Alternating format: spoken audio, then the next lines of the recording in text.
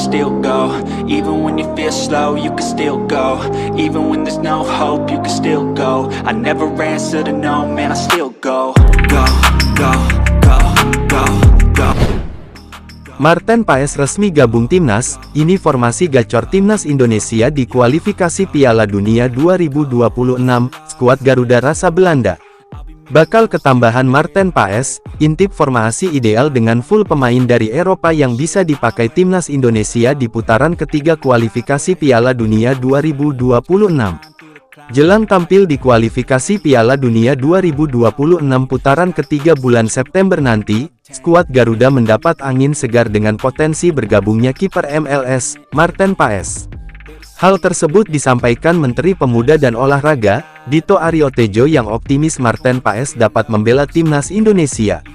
Marten Paes kemarin Pak Erick Thohir Ketua Umum PSSI, sampaikan insya Allah September sudah bisa main, kata Dito dikutip dari kanal YouTube TV One News, Selasa tanggal 16 Juli tahun 2024. Meski harus melewati persidangan panjang, Dito Aryo Tejo terus memantau perkembangan pemain FC Dallas ini. Sedang diurus dengan PSSI, nanti kita akan lihat perkembangan, kata Dito. Go, go, go. You got a mind, but even that could change. You could flip the gray matter like some batter in your brain. That's what I say, fake it till you make it A. And if you play that game, then you just might make a change. Andai resmi diperkuat Marten Paes, maka timnas Indonesia dipastikan bakal bisa menurunkan starting full bintang Eropa di kualifikasi nanti. Pasalnya, hampir semua posisi di skuad Garuda saat ini, selain kiper, sudah memiliki stok pemain keturunan. Bahkan lini pertahanan jadi posisi yang paling banyak dihuni pemain naturalisasi yakni 6 pemain.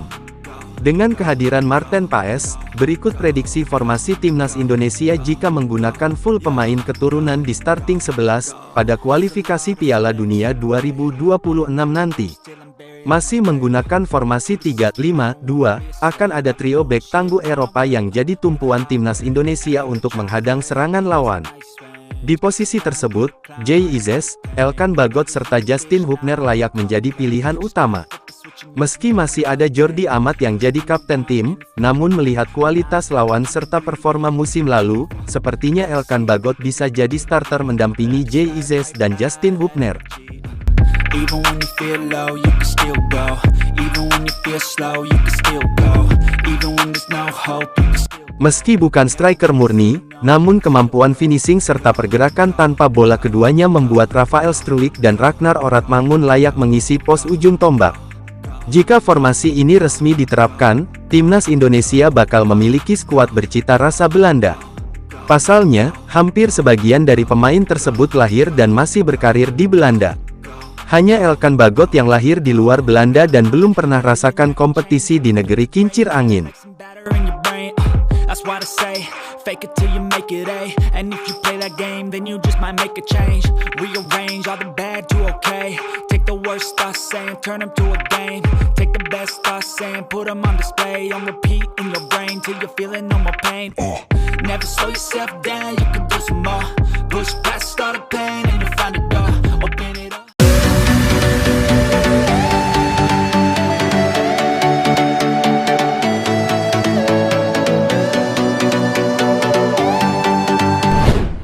Timnas Indonesia hancurkan Filipina 6-0, Jens Raven cetak gol, tangis haru pun pecah.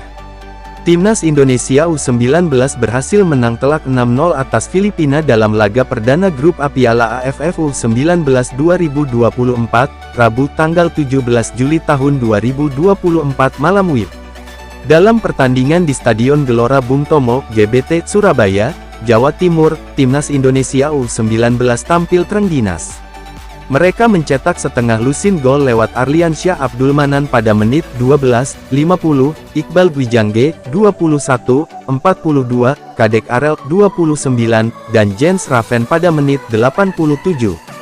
Kemenangan ini membuat Timnas Indonesia U19 untuk sementara memuncaki klasemen grup A Piala AFF U19 2024 dengan koleksi 3 poin.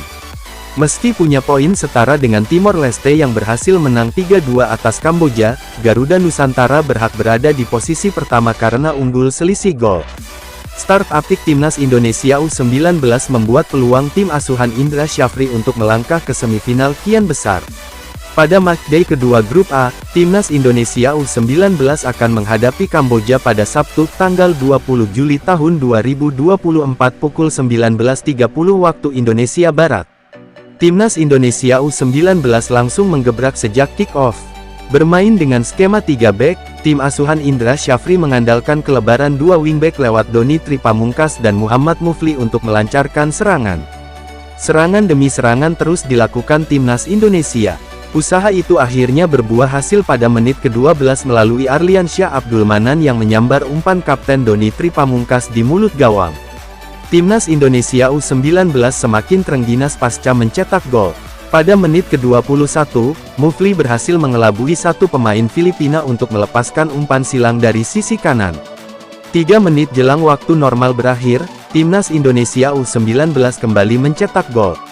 Lagi-lagi Iqbal mencatatkan namanya di papan skor untuk membawa Garuda Nusantara unggul 4-0. Di babak kedua, pelatih Indra Syafri langsung melakukan pergantian dengan memasukkan Welber Jardim dan Rizjar Subagja untuk menggantikan Mufli dan Vigo.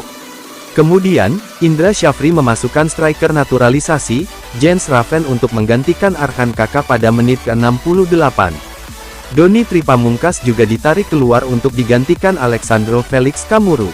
Timnas Indonesia U19 mulai mendapat tekanan Filipina 10 menit jelang laga berakhir.